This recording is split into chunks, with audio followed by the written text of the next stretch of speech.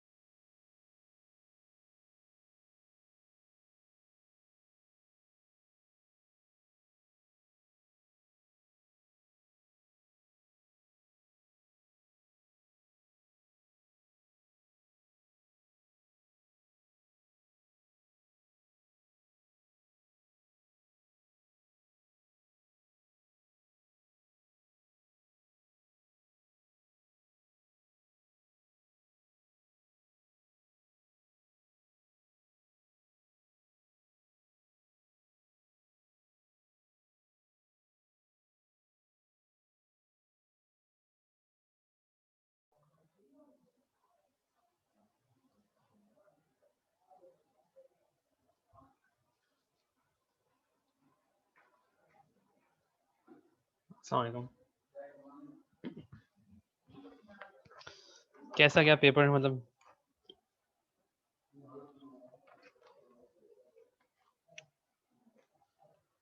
Sir बहुत easy paper बनाया था आपने और बहुत अच्छा हुआ। पेपर क्या इजी था या मुश्किल था? मतलब क्या कुछ क्वेश्चंस तो इजी एक था। दो क्वेश्चंस थोड़े मुश्किल थे, सॉल्व हो गए थे सबसे?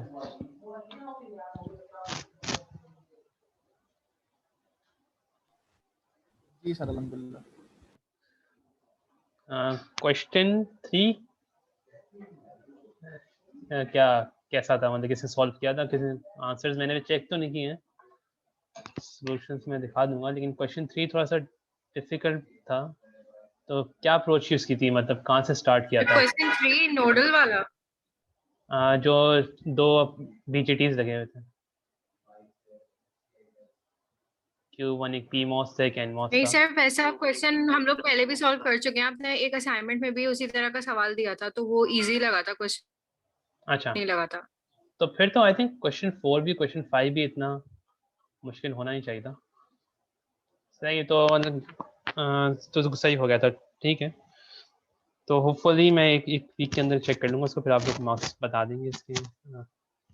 तो अभी तक तो आई थिंक यूनिवर्सिटी ओपन होने का चांस नहीं है फिलहाल, एक हफ्ता या 2 हफ्ते कुछ और, तो हम ऑनलाइन ही कंटिन्यू करेंगे।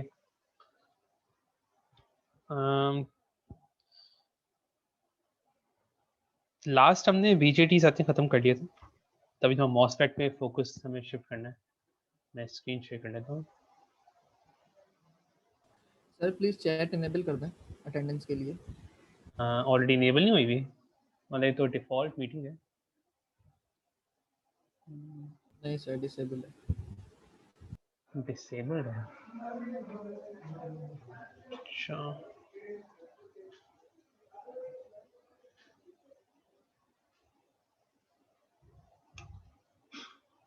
आप देख लें अगर इनेबल होगी। जी सर थैंक यू। ठीक है, तो मॉसफेट्स के बारे में कितना पढ़ा हुआ है, किस आइडिया है कि आई थिंक स्टार्टिंग बेसिक्स तो हमने शायद पढ़ी होंगी एफई में। ठीक है, तो इसको थोड़ा क्विकली शुरू में हम कैसा लेके चलेंगे कि मैं ज्यूम कर रहा हूँ आप लोगों ने पढ़ा हुआ है। तो जैसे बीजेटी शुरू में पढ़ा हुआ था, आई थिंक मॉसफेट इतना डेप्थ में नहीं पढ़ा होगा, क्योंकि बीजेटी में ज़्यादा टाइम गुजर जाता है, तो मॉसफेट थोड़ा कम ही मॉसफेट फॉलो किया। लेकिन जो ज़्यादातर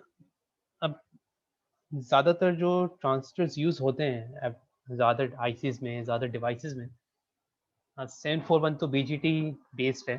जो 741 आप यूज़ करते हैं, जो इवेंचुअली आप अभी यूज़ नहीं कर रहे तो आगे यूज़ करेंगे। और आई थिंक जो 7805 जो आईसी है आपकी रेगुलेटर की, 7905 जो दूसरी रेगुलेटर की आईसी नहीं, ज़्यादातर बीजीटी बेस्ड होती हैं। अब मॉसफेट्स कहने के बीजीटी इसका ऑल्टरनेट है। तो जो ज़्यादातर जो अभी टेक्नोलॉजी जो काम हो रहा होता है, मतलब जो प्रोसेसर्स होते हैं, जो भी ऐसे कह लें कि इंटेल के प्रोसेसर्स हैं, और इवन जो आईसीस डिज़ाइन होती हैं, वो सारी ज़्यादातर मॉसफेट बेस्ड होती हैं। तो MOSFET relatively new technology compare to BJT. और ज़्यादातर जो हम, जैसे मेरा पर्सनल एक्सपीरियंस जो इंडस्ट्री साइड पे है, वो हमने जो भी काम किए वो मॉसफेट्स पे करते थे। तो जो सारे कह लें जो डिज़ाइंस हैं वो ज़्यादातर मॉसफेट्स होते हैं। तो बीजेटी कह लें कि नॉलेज होनी चाहिए, लेकिन मॉसफेट थोड़ा ज़्यादा इम्पोर्टेंट है अगर फ्यूचर पाथ की तरफ आप कंसिडर करें अपने आप को। तो जो सारे जो भी आप ये देखते हैं, तभी रिकॉर्ड किया हो किसी ने कि कोई भी आईसी होती है या कोई भी टेक्नोलॉजी होती है, तो अब जैसे प्रोसेसर्स हो गए हैं, ये 10th जनरेशन आ गए हैं कि आप इंटेल का आई थिंक 11th जनरेशन आया नहीं आया मुझे पता नहीं। तो ये अब होता है 6 नैनोमीटर 10 नैनोमीटर टेक्नोलॉजी होती है। कभी कुछ और किया हो तो कुछ मतलब ये नंबर जो होता है बेसिकली ये आपको मॉसफेट की लेंथ डिफाइन कर रहा होता है। तो ये सारे जो प्रोसेसर्स आपके हैं और सारे जो सर्किट्स हैं वो ज़्यादातर मॉसफेट्स बेस्ड होते हैं।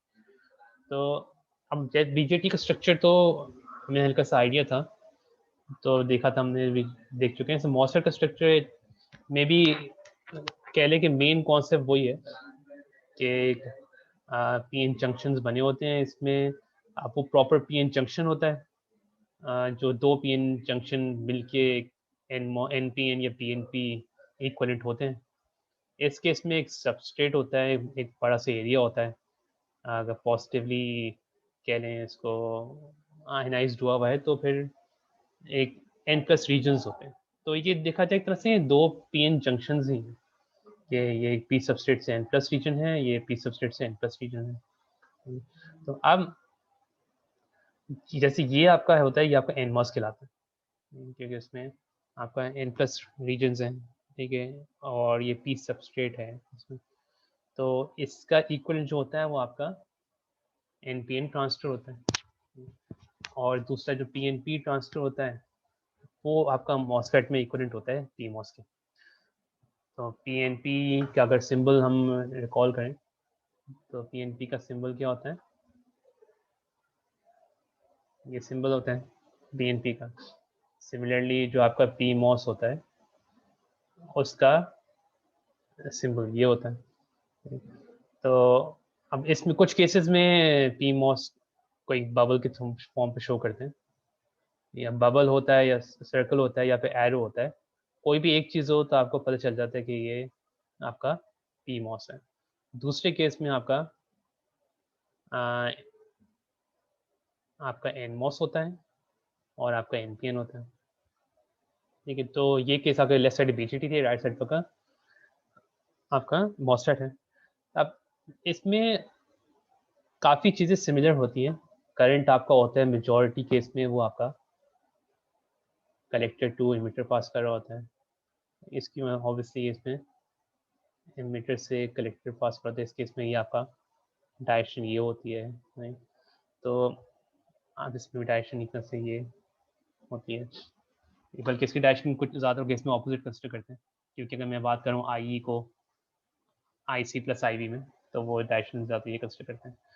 तो इसमें भी करंट की direction mainly collector to emitter या इमिटर टू कलेक्टर होती है, और मॉसफेट में सेम होता है। आप मॉसफेट में इन टर्मिनल्स को एक सोर्स टर्मिनल कहते हैं, एक ड्रेन टर्मिनल कहते हैं और एक गेट टर्मिनल कहते हैं। जैसे आपका बेस था, आपका इमिटर था और आपका कलेक्टर था।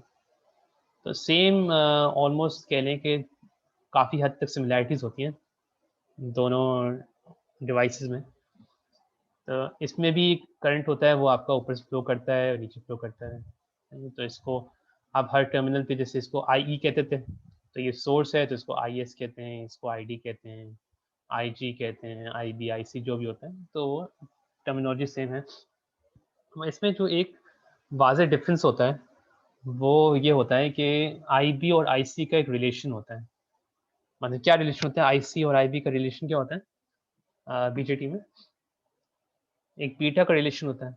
नहीं तो आपका जो आईसी होता है करंट, वो बीटा टाइम्स आईबी होता है। मतलब एक बीटा आपका कह लें कि 100 या 50 जो भी कंसिडर कर लें, तो आपका आईबी करंट होता है, लेकिन बहुत लोअर स्केल पे करंट होता है, मतलब माइक्रोज में होता है। अगर आपका आईसी मिली वगैरह में है, तो आप 100 टाइम्स डिवाइड कर लें तो 10 माइक्रो अराउंड इसका आईबी करंट होता है।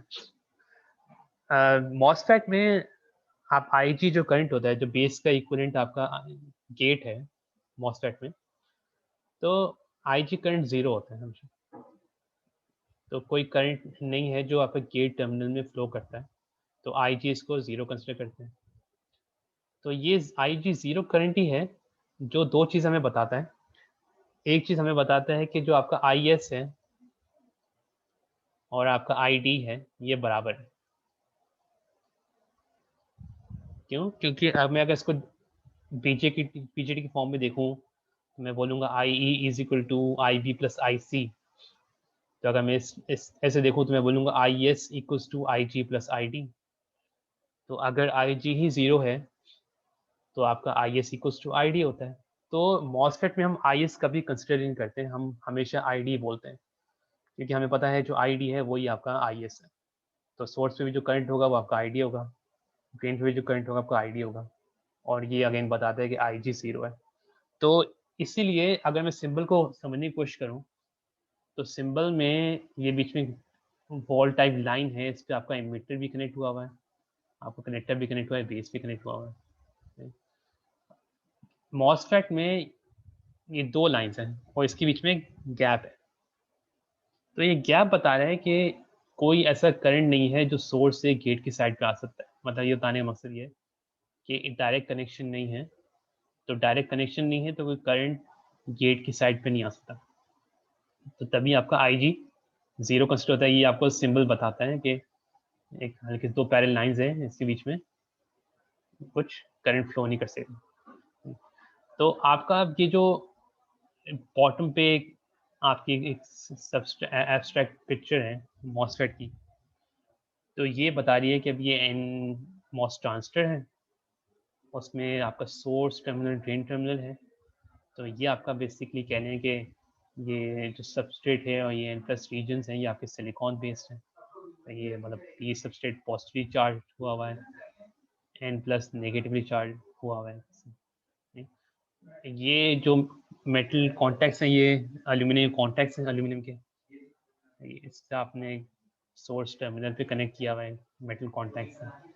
वैसे ही बीच में गेट का कॉन्टैक्ट है और इसके बीच में जो ये लाइन एरिया है, ये सिलिकॉन डाइऑक्साइड है, ये इंसुलेटर है।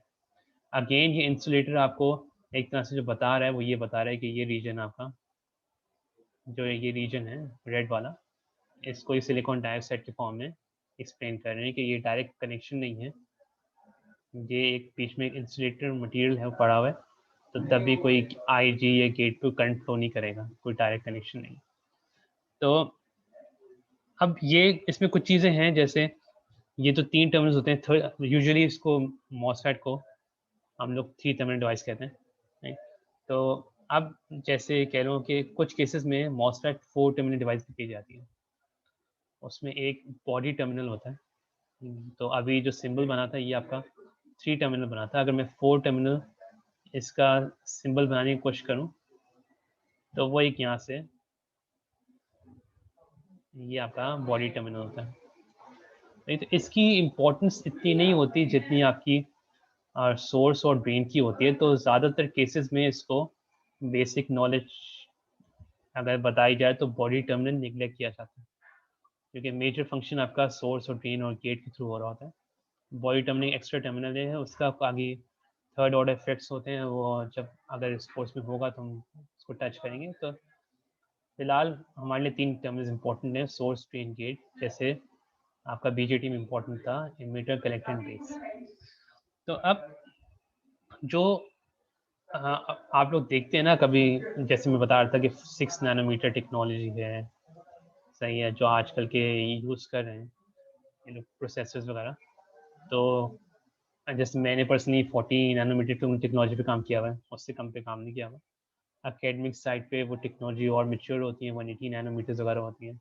इस सारी टेक्नोलॉजी में जो ये नंबर आया है ना, 6 नैनोमीटर, 40 नैनोमीटर, 180 नैनोमीटर, ये आपकी चैनल लेंथ का वैल्यू होती है। तो चैनल लेंथ जो बात हो रही है वो आपकी ये जो बीच में सोर्स और ड्रेन के बीच में जो आपका डिस्टेंस है, इसको चैनल लेंथ कहते हैं। तो अभी ये तो हमारा 2D व्यू है, कुछ केसेस में हमारा ये 3D व्यू भी होता है। अगर मैं इसको ऐसे बनाऊं, तो अगर मैं इसको ऐसे इन डेप्थ में देखूं, तो ये हमारा अगेन ये हमारा n प्लस होगा, ये n प्लस होगा, ये आपकी लेंथ होगी, और ये पूरा जो आपका रीजन, क्योंकि ये पूरा रीजन आपका एक तरह से पीछे तक जा रहा होगा, तो ये जो आपका कहलाता है ये विड्थ कहलाती है।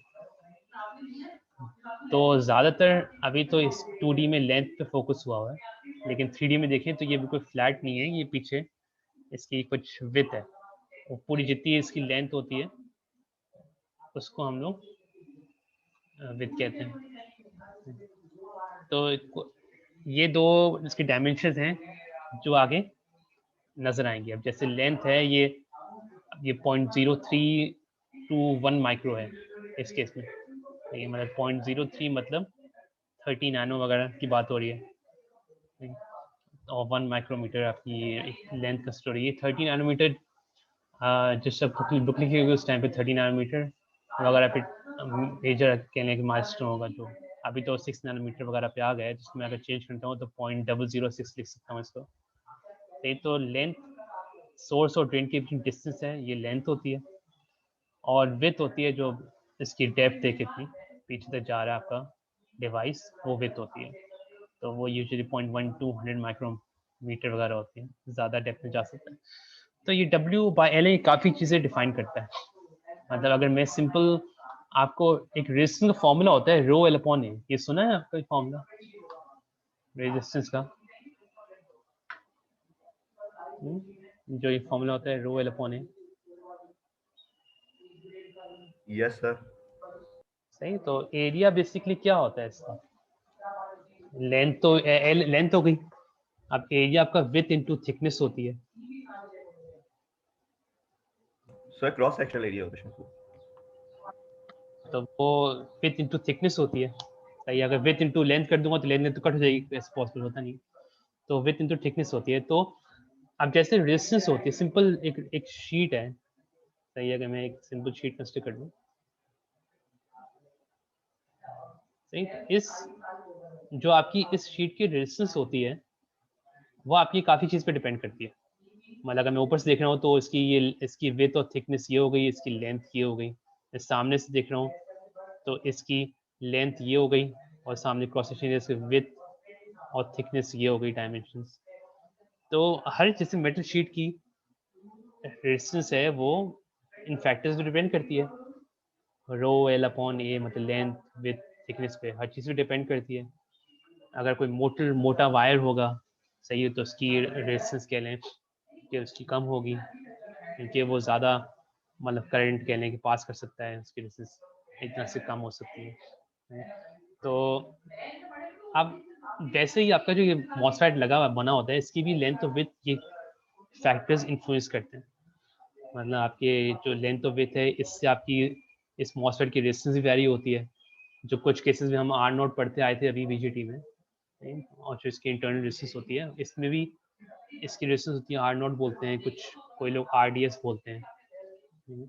तो अब मैं आर डी एस रेजिस्टेंस क्यों बोल रहा हूँ, क्योंकि अब बीजेटी आप रिकॉल करें तो बीजेटी में क्या होता था, बीजेटी में हम यहाँ से यहाँ तक एक रेजिस्टेंस लिखते थे आर नॉट, ये हम कहते थे कि बीजेटी की इंटरनल रेजिस्टेंस है और वो कहाँ से कलेक्टर टू एमिटर कनेक्ट होती थी।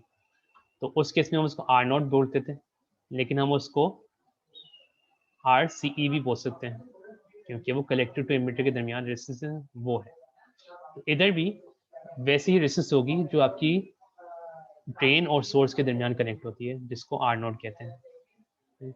तो यहाँ कुछ केसेस में उसको आर डी एस भी बोलते हैं, ड्रेन टू सोर्स एक रेजिस्टेंस है।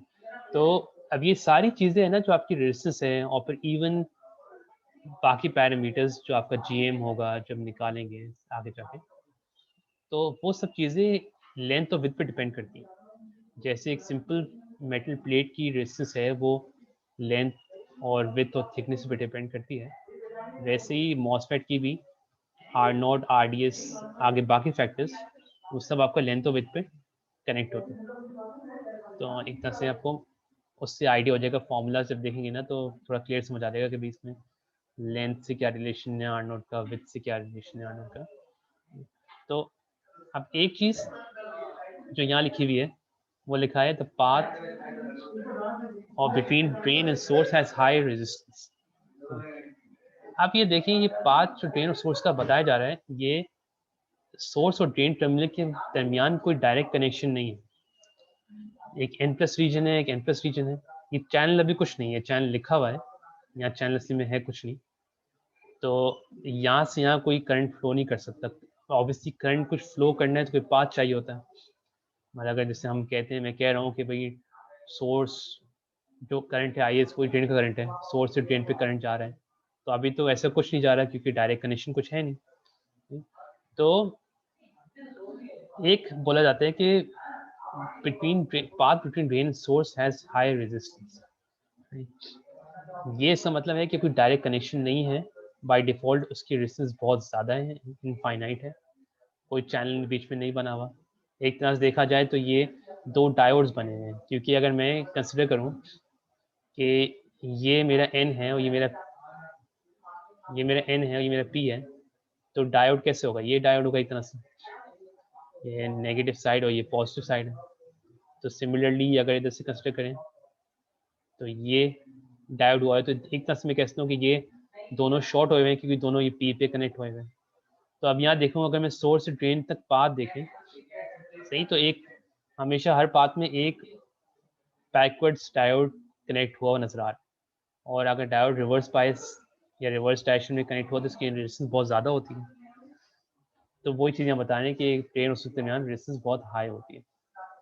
सिमिलरली गेट के साथ भी कोई डायरेक्ट कनेक्शन नहीं हुआ है, बीच में एक सिलिकॉन डाइऑक्साइड की एक इंसुलेटिंग मटेरियल पड़ा हुआ है, तो उसकी रेजिस्टेंस बहुत ज़्यादा होती है।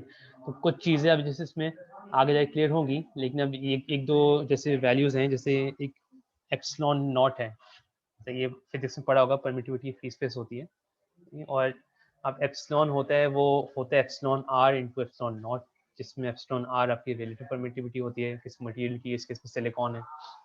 आप हमारा मेजर जो हमारा मटेरियल है वो हमारा सिलिकॉन है, ये सारे जो पी सबस्ट्रेट है एन प्लस रीजन्स हैं ये सारे सिलिकॉन से बने हुए हैं।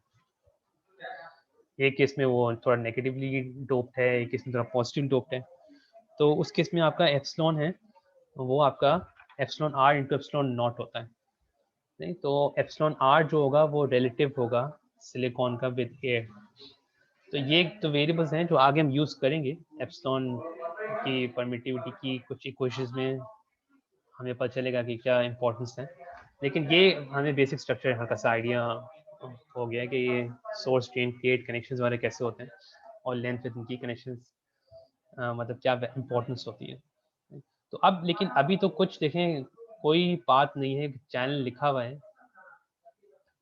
कोई करंट फ्लो नहीं कर रहा, ये डिफ़ॉल्ट अभी विदाउट वोल्टेजेस या विदाउट एनी करंट सोर्स ये एक स्ट्रक्चर बना हुआ है आपका एनमॉस का इस केस में, जिसमें सोर्स ड्रेन गेट वाला टर्मिनल्स और बेस बॉडी टर्मिनल आपका शो हुआ है।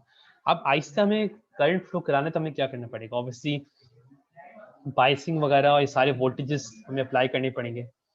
तो वो चीज़ें इसमें भी आएंगी, जैसे बीजेटी में हमने देखी थी कि आपको कोई बायस करना है, बायस की इंपॉर्टेंस क्या होती है नहीं, और जैसे उस केस में भी हमने फॉरवर्ड बायस करने के लिए हम कह लेंगे बॉडी पे मतलब बेस पे वोल्टेज देते थे। तो वही चीज़ हम आगे देखेंगे। तो अब जैसे इसका नेक्स्ट वाला जो था वो था creating a channel for current flow. अब चैनल जो है वो अगेन आपका सोर्स और ड्रेन के दरमियान जो ये रास्ता है, मतलब लेंथ जो बता रहा है, ये यहाँ आपका चैनल फॉर्म होता है। right? तो अब शुरू में तो कोई चैनल बना नहीं, तभी चैनल बेसिकली ये एक कह लें कि पता नहीं आप लोगों ने शायद वोलेटाइल नॉन वोलेटाइल रैम्स के बारे में पढ़ा था नहीं पढ़ा था। तो उसमें एक क्या होती है, एक टाइप वो होती है जो आपकी हमेशा प्रेजेंट होती है, मतलब वो आपने कुछ भी वोल्टेज ना दी हुई तो वो एक पाथ है, वो हमेशा प्रेजेंट है। और फिर और कुछ होता है जो आपने वोल्टेज दी फिर वो पाथ बनता है, और जैसे वोल्टेज हटाई वो पाथ रिमूव हो जाता है। तो यहाँ बाय डिफॉल्ट मॉसफेट में कोई पाथ आपका सोर्स टू ड्रेन बना हुआ नहीं होता, लेकिन विद वोल्टेजेस वो पाथ बन सकता है। तो अब अगर मैं एक चीज़ बताऊं कि एक तरह से कि ये आपका एक VGS सप्लाई है, सही है। इनिशियली हमने क्या किया है, ड्रेन और सोर्स जो टर्मिनल्स हैं उनको ग्राउंड कनेक्ट किया हुआ है हमने। तो अब हमने एक VGS एक सप्लाई प्रोवाइड करें, या एनमोस की बात हो रही है तो VGS इसमें पॉजिटिव सप्लाई है, ये एक गेट पे वोल्टेज अप्लाई करें, सही। तो अब यहाँ मैंने VGS लिखा हुआ है या VG लिखा हुआ, बात एक ही है, क्योंकि VGS क्या है, VG माइनस VS, और VS आपका 0 है, तो यूजुअली हम इसको VGS बोलते हैं। तो गेट पे वोल्टेज अप्लाई करें क्योंकि सोर्स ज़्यादातर 0 पे कनेक्ट हुआ होता है।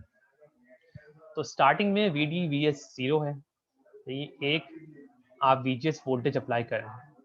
अब क्या होता है, क्योंकि पी सबस्ट्रेट में आपकी मेजॉरिटी आपके पॉजिटिव आयंस हैं और आपने VGS एक वोल्टेज अप्लाई किया पॉजिटिव, तो इस साइड पे गेट के एक पॉजिटिव पोटेंशियल आया हुआ है। तो अब पॉजिटिव पोटेंशियल इधर आया हुआ है, तो बीच में बेशक एक कह लें कि इंसुलेटिंग मटेरियल है, लेकिन इंसुलेटिंग मटेरियल दूसरी साइड पे नेगेटिव आयंस हैं, वो अट्रैक्ट होके बिल्डअप होना शुरू हो जाएंगे, वो क्रॉस नहीं करेंगे, क्योंकि अगर मुझे मतलब करंट फ्लो कराना है गेट्स टर्मिनल पे तो ये सिलिकॉन डाइऑक्साइड मुझे हटाना पड़ेगा। फिर क्या होगा, फिर वो डायरेक्ट शॉर्ट हुआ होगा तो वो एक करंट फ्लो करेगा। लेकिन नेक्स्ट बेस्ट थिंग क्या होती है, अगर आपने कुछ इंसुलेटिंग मटेरियल डाला हुआ है तो करंट तो फ्लो नहीं करेगा, क्योंकि वो इंसुलेटर का जो रीजन है वो क्रॉस नहीं कर सकता। वो नेक्स्ट बेस्ट क्या करेगा कि यहाँ उसने, क्योंकि पॉजिटिव यहाँ जमा हो गए, क्योंकि आपने पॉजिटिव पोटेंशियल दिया हुआ है इधर, तो दूसरे केस में क्या होगा, यहाँ नेगेटिव आपके जमा हो जाएंगे इलेक्ट्रॉन्स जो है, सही। और ये जब तक जमा रहेंगे जब तक आपने VGS6 आपने पोटेंशियल दिया हुआ है, और उसके अगर पोटेंशियल जैसे ही हटाएंगे तो ये नेगेटिव है, ये डिस्पर्स हो जाएंगे इधर अपने जहाँ मौजूद थे, क्योंकि पहले तो ये पूरे फैले हुए थे ना पीस सबस्ट्रेट में जो आपके माइनॉरिटी कैरियर्स। अब वो आपके इस रीजन में जमा हो गए। क्यों? क्योंकि एक पॉजिटिव वोल्टेज अप्लाई किया है VGS आपने। तो कोई कुछ पूछ रहा था? कोई रेज हैंड वगैरह आया था? हमजा पूछ रहा था कुछ। चलो, तो अब ये VGS की क्या वोल्टेज होनी चाहिए जब ये एक प्रॉपर चैनल बनेगा? अब एक तरह से मैं कोई वोल्टेज अप्लाई नहीं करता तो कोई चैनल नहीं बन रहा था। फिर मैंने इनफ एक गेट पे वोल्टेज अप्लाई किया तो मेरा एक चैनल बन गया। चैनल ये एक तरह से फिजिकल चैनल नहीं है, मतलब ये इलेक्ट्रॉन्स जमा हो गए हैं तो उनने एक पाथ बना दिया है। जैसे कोई भी कह लें, कोई एग्जांपल में तो एक ब्रिज है, उसमें आपने वो सीढ़ियाँ लगा दी, जो भी लगी, तो एक पाथ बन गया है, राइट? तो वैसे कुछ एक पाथ बना हुआ है आपका सोर्स और ड्रेन से। अब ये इलेक्ट्रॉन्स यहाँ मौजूद हैं और कुछ नहीं कर रहे हैं, बस वो अट्रैक्ट होके इस डाइलेक्ट्रिक के इस साइड पे वो बैठ गए आके। अब लेकिन ये एकदम से आके बैठते नहीं है, मतलब ये एक ग्रेजुअली आप वोल्टेज अप्लाई करते हैं, बिल्डअप होता है, मतलब एक टाइम आता है या एक लेवल होता है वोल्टेज का, जिस लेवल पे वोल्टेज पहुंच जाता है उस लेवल पे आके आपका यहाँ इतने ज़्यादा इलेक्ट्रॉन्स जमा हो जाते हैं कि एक चैनल बन सकता है। तो वो एक आपका थ्रेशोल्ड वोल्टेज होता है VT। ये आपका वो VGS का वोल्टेज है जिस वैल्यू पे आपका एक यहाँ चैनल इलेक्ट्रॉन्स का बन जाता है, कि value VGS eight which conducting channel is form, मतलब इतने इलेक्ट्रॉन्स जमा हो गए हैं कि ये चैनल एक बिल्डअप होके बन गया है। अब अगर मेरा VGS लेस देन VT हो गया तो कुछ इलेक्ट्रॉन्स अट्रैक्ट हो गए हैं, लेकिन वो इतने नहीं है कि वो चैनल यूनिफॉर्म सा फॉर्म हो सकता है। कम इलेक्ट्रॉन्स जमा हो गए होंगे लेकिन इतने नहीं है कि चैनल बन सके, तो उसके लिए हमें VGS और बढ़ाना पड़ा। फिर एक टाइम आया कि VGS इक्वल्स टू या फिर ग्रेटर देन VT हो गया। तो ये जो VT है थ्रेशोल्ड वोल्टेज, जब ये VGS आपका इससे ज़्यादा या इसके बराबर हो गया तब आपका इतने इलेक्ट्रॉन्स जमा हो गए, एक चैनल बन गया। अब ये स्टैंडर्ड 0.3 से 1 वोल्ट होता है। काफ़ी जगह हम इसको VT बोलते हैं, कुछ केस में इसको VTH बोलते हैं। तो अभी एक पोटेंशियल वोल्टेज इतना अप्लाई करना है हमें कि एक चैनल फॉर्म हो जाए। अभी करंट फ्लो नहीं कराया हमने, बस एक चैनल फॉर्म होकर बैठा हुआ है। पहले चैनल मौजूद नहीं था, अब चैनल फॉर्म होकर बैठा हुआ है। तो अब नेक्स्ट पे देखेंगे कि भाई ये चैनल तो फॉर्म हो गया, अब करंट कैसे फ्लो करेगा यहाँ से, क्योंकि इवेंचुअली हमने करंट की डायरेक्शन क्या बताई है, ड्रेन टू सोर्स हमने करंट डायरेक्शन बताई है, जो ड्रेन से आपके, और वो इसी चैनल के थ्रू वो फ्लो करके सोर्स पे जाएगा। तो अब जब चैनल अगर यहाँ फॉर्म नहीं होता तो उसको बहुत बड़ा पाथ मिलता क्रॉस करने का, वो कर नहीं सकता था। अभी उसको ऑलरेडी राउट मिला हुआ है, इलेक्ट्रॉन्स ये बैठे हुए हैं, तो एक तरह से N प्लस में भी इलेक्ट्रॉन्स हैं, N प्लस में इलेक्ट्रॉन्स हैं, यहाँ भी इलेक्ट्रॉन्स डिस्पर्स होकर बैठे हुए हैं, तो एक तरह से एक चैनल बना हुआ है ड्रेन टू सोर्स का। अब कुछ चीज़ों से पहले हम थोड़ी क्लियर कर लेते हैं कि अब ये एक सी ऑक्साइड है, ये कुछ वैल्यूज होती है फॉर्मूलाज में, आपको पता होगा सी ऑक्साइड वगैरह फॉर्मूलाज आती हैं कि आपकी ऑक्साइड कैपेसिटेंस होती है मॉसफेट। तो आप जो भी कह लें कि सिलिकॉन डाइऑक्साइड या जो भी आप यूज़ कर रहे होते हैं उसकी कैपेसिटेंस होती है। ये जो बीच में आपने एक सिलिकॉन डाइऑक्साइड मटेरियल यूज़ किया हुआ है, आप इसके ये एक तरह से पैरेलल प्लेट की तरह काम कर रहे हैं, बीच में एक इंसुलेटिंग मटेरियल है। तो ये वही चीज़ है, उसका फॉर्मूला होता है epsilon of oxide divide by thickness of oxide.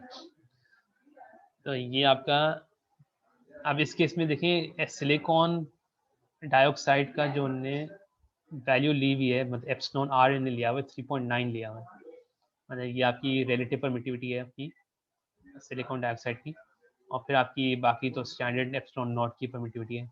तो अगर मैं ऑक्साइड कैपेसिटेंस की बात कर रहा हूँ तो वो मेरी एप्सिलॉन ऑक्साइड की वैल्यू जो आ रही है 3.45 × 10⁻11 डिवाइड बाय थिकनेस। तो ये वही चीज़ है, अगर ज़्यादा आपने थिक सिलिकॉन डाइऑक्साइड यूज़ किया हुआ है तो ओवरऑल आपकी कैपेसिटेंस कम हो जाएगी थिकनेस ज़्यादा करने पे। एक फॉर्मूला आपको एक तरह से वो बता रहा है। तो इस फॉर्मूला से आपकी जो सी ऑक्साइड कैपेसिटी आ रही है वो आपकी 8.6 × -3 आ रही है। तो ये कुछ स्टैंडर्ड्स हैं, क्योंकि प्रोसेस अब प्रोसेस जो यहाँ लिखा हुआ है, late assume for process again आपकी टेक्नोलॉजी है। मतलब ये हम जो बात करें 6 नैनोमीटर, 20 नैनोमीटर, 40 नैनोमीटर, ये 100 नैनोमीटर, ये आपकी बेसिक लेंथ की बात हो रही है, लेकिन वो टेक्नोलॉजी की भी इनडायरेक्टली बात हो रही है। तो हर टेक्नोलॉजी पे आपकी टी ऑक्साइड है ये वैरी करता है। तो अभी तो कुछ स्टैंडर्ड 4 नैनोमीटर कंसिडर किया हुआ है, उस पर आपकी ऑक्साइड कैपेसिटी आ रही है। तो अब एक चीज़ है आपकी कैपेसिटी, ये तो अभी ऑक्साइड कैपेसिटी थी, अब एक है आपकी कैपेसिटी सिंपल। अब इसका फॉर्मूला ये आप ऑलरेडी पता होगा आप लोगों को, एप्सिलॉन A अपॉन D है।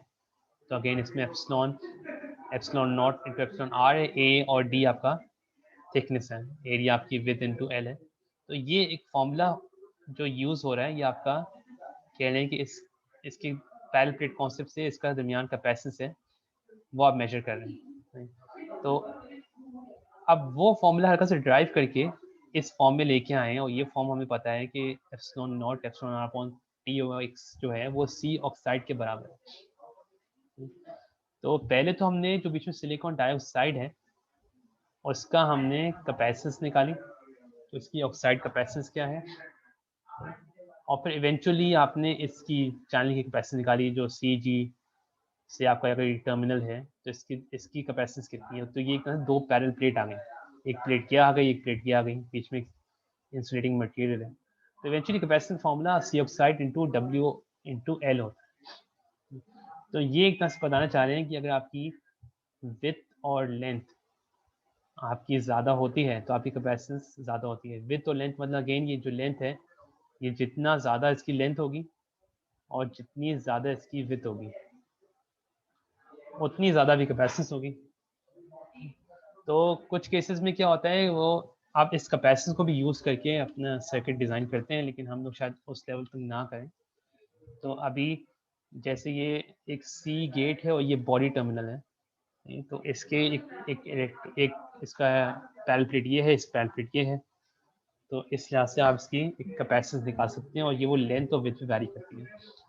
तो रफली इसके इसमें बहुत, क्योंकि ये मॉसफेट्स में एक तो एक्सटर्नल कैपेसिटीज लगाते हैं जो हमने देखा था, कंपनसेशन कैपेसिटी CC थी, जो एक जो सर्किट हमने जिक्र किया CC1 CC2 CE, ये 1 पिको वगैरह होती है। तो ये जो कैपेसिटी है ना, ये आपकी इंटरनल कैपेसिटी है मॉसफेट की। जैसे ये CC कैपेसिटी की बात हो रही थी, तो ये विड्थ और लेंथ है, ये मॉसफेट की डायमेंशंस हैं। C ऑक्साइड आपकी जो ऊपर कैपेसिटी ऑक्साइड की वो है। तो अब देखिए इसके इसमें कैपेसिटी जो आई थी वो 1.1 फेम्टोफैरेड आई थी। ये बहुत कम वैल्यू है, मतलब अगर पिको -12 होता है ना टू द पावर, तो फेम्टो -15 होता है। तो इंटरनल कैपेसिटीज बहुत कम होती हैं। तो आप ये कैपेसिटीज है ना, ये सारी मौजूद होती हैं। मतलब अगर मैं यहाँ ये बना रहा हूँ, ये सोर्स है, ये ड्रेन है, ये गेट है, ये बॉडी है, तो हर टर्मिनल से दूसरे टर्मिनल भी कैपेसिटी होगी। यहाँ से यहाँ एक कैपेसिटी होगी, उसको CGD बोलेंगे। यहाँ से यहाँ कैपेसिटी होगी, इसको CGS बोलेंगे। यहाँ से यहाँ कैपेसिटी होगी, इसको CDS बोलेंगे।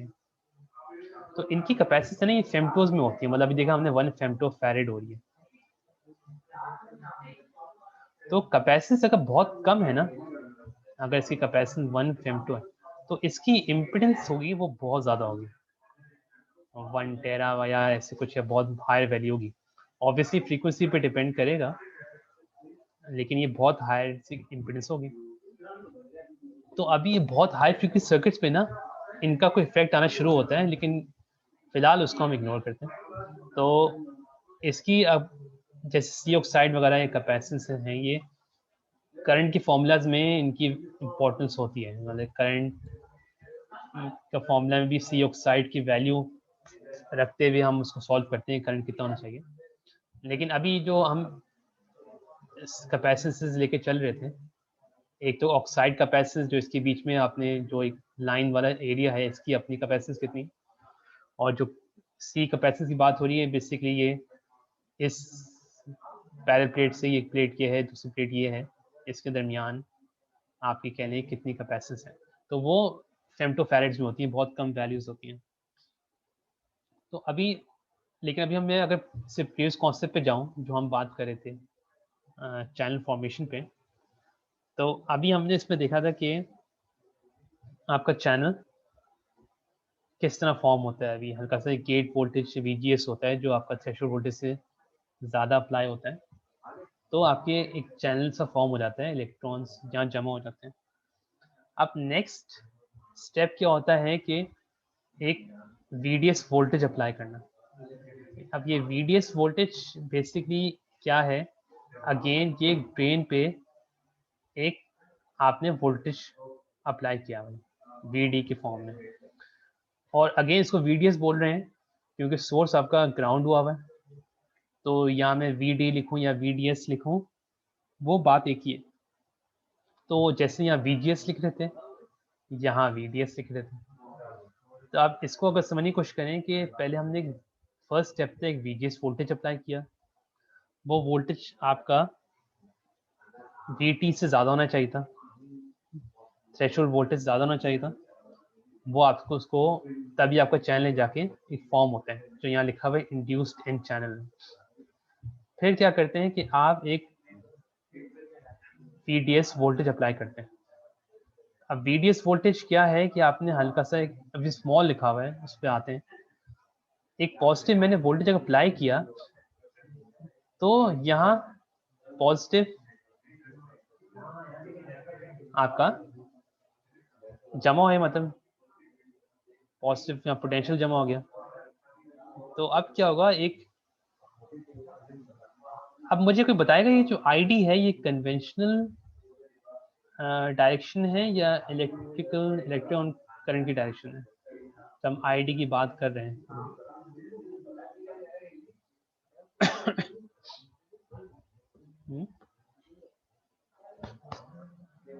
ये आपका जो ID की डायरेक्शन क्या है,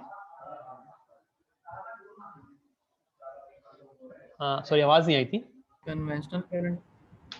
कन्वेंशनल करंट की बात हो रही है क्योंकि अगर VDS मैंने पॉजिटिव वोल्टेज अप्लाई किया हुआ है तो इस तरफ इलेक्ट्रॉन्स अट्रैक्ट होंगे, तो इलेक्ट्रॉन्स यहाँ से अट्रैक्ट होके इधर फ्लो करेंगे। तो आपका करंट जो इलेक्ट्रॉन्स करंट की ऑपोजिट आपका कन्वेंशनल करंट होता है, तो आपका कन्वेंशनल करंट डायरेक्शन आपकी ये होगी। और ये इलेक्ट्रॉन्स को एक पाथ मिला हुआ है ग्राउंड पोटेंशियल से, ये इलेक्ट्रॉन सारे मौजूद हैं, तो इधर से वो आपका पॉजिटिव टर्मिनल पे कनेक्ट होकर फ्लो कर रहे हैं।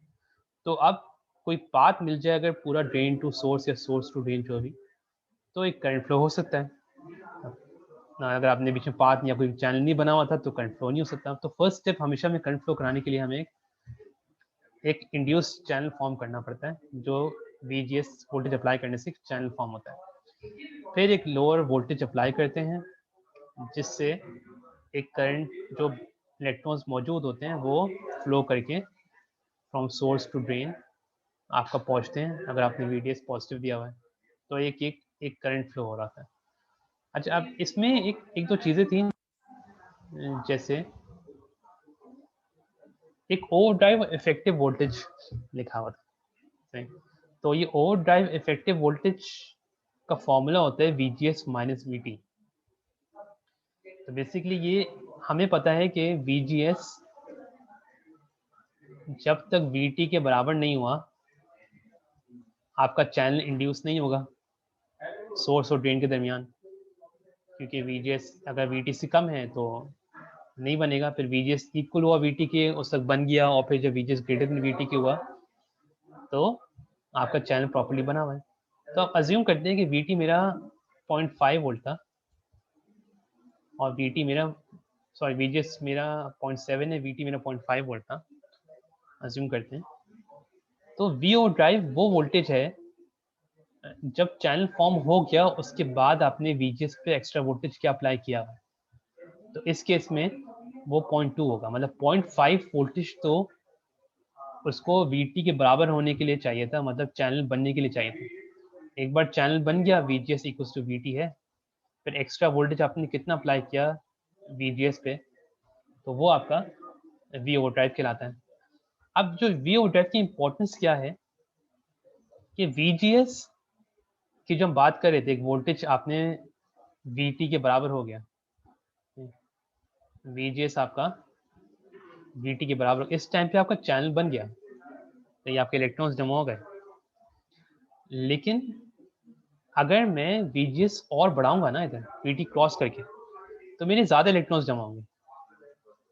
ये वही कॉन्सेप्ट है कि जितना हायर पोटेंशियल आपका एक साइड पे होगा, उतने ज़्यादा इलेक्ट्रॉन्स अट्रैक्ट होंगे उस दूसरी साइड पे। तो मैं कह सकता हूँ कि मैं VGS जितना बढ़ाता रहूँ, एक VGS को चैनल बनने के लिए VT चाहिए था, अब मैं VGS एक्स्ट्रा या एक्सेस VGS जितना ज़्यादा दूंगा, उतनी ज़्यादा मेरे इलेक्ट्रॉन्स यहाँ जमा होंगे। तो ये हमने बता दी, VGS ज़्यादा होने पे इलेक्ट्रॉन ज़्यादा जमा होते हैं। अब ये चीज़ एक और बताती है कि जितने ज़्यादा इलेक्ट्रॉन्स जमा होंगे ना, उतना ज़्यादा करंट फ्लो करने के चांसेस हैं, क्योंकि ज़्यादा इलेक्ट्रॉन्स मौजूद हैं, क्योंकि ये तो n+ में मेजॉरिटी कैरीज आपके इलेक्ट्रॉन्स ही है ना।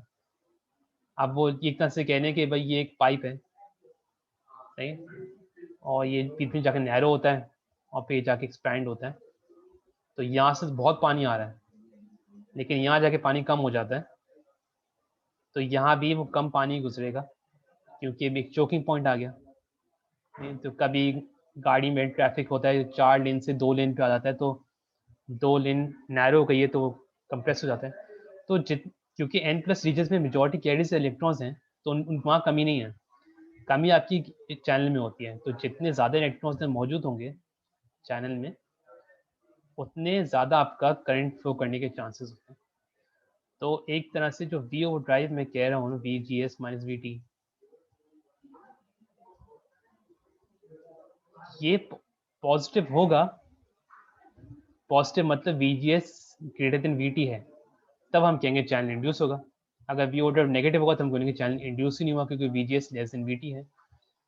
तो V ओवरड्राइव पॉजिटिव होगा तो चैनल इंड्यूस होगा, और V ओवरड्राइव जितना ज़्यादा होगा, मतलब VGS जितना ज़्यादा होगा, उतना ज़्यादा करंट फ्लो कर सकते हैं। ठीक है, तो वो करंट फ्लो किस लिहाज से करेगा, एक तो चैनल जितना ज़्यादा हो उतना ज़्यादा करंट फ्लो करेगा, और VDS एक वोल्टेज है, वो अप्लाई करेंगे आप, अभी स्मॉल वोल्टेज अप्लाई करेंगे तो उसको पूरा पाथ मिल गया ग्राउंड से लेके एक पावर सप्लाई तक, तो करंट फ्लो करेगा।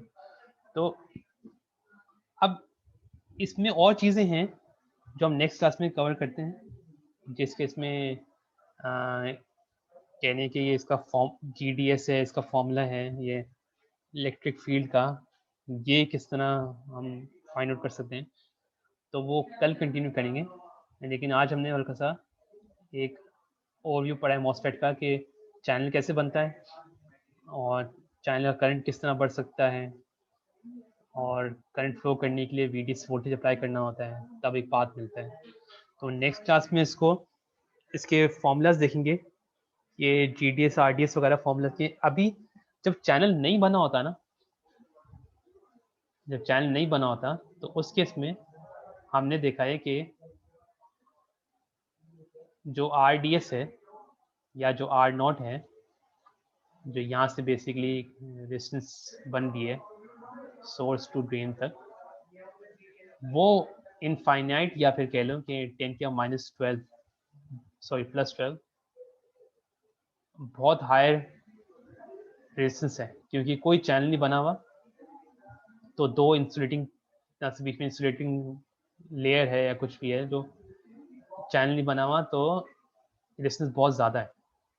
तो जितना बड़ा चैनल होगा ये, और जितना ज़्यादा इलेक्ट्रॉन्स जमा होंगे, उतनी आपकी रेजिस्टेंस कम होगी, क्योंकि उतना आराम से करंट फ्लो करेगा।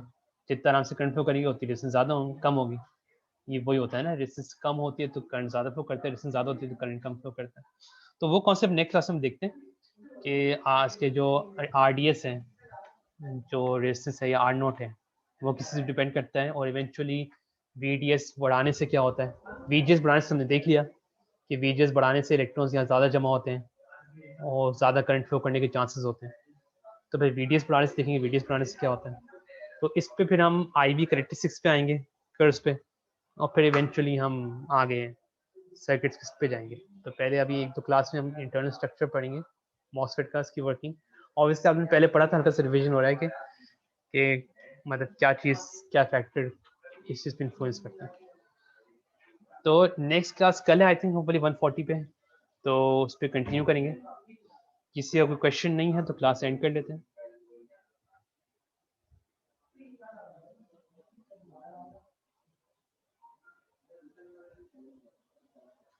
सही है, तो फिर क्लास एंड करते हैं, कल कंटिन्यू करेंगे। थैंक यू, अल्लाह हाफिज़।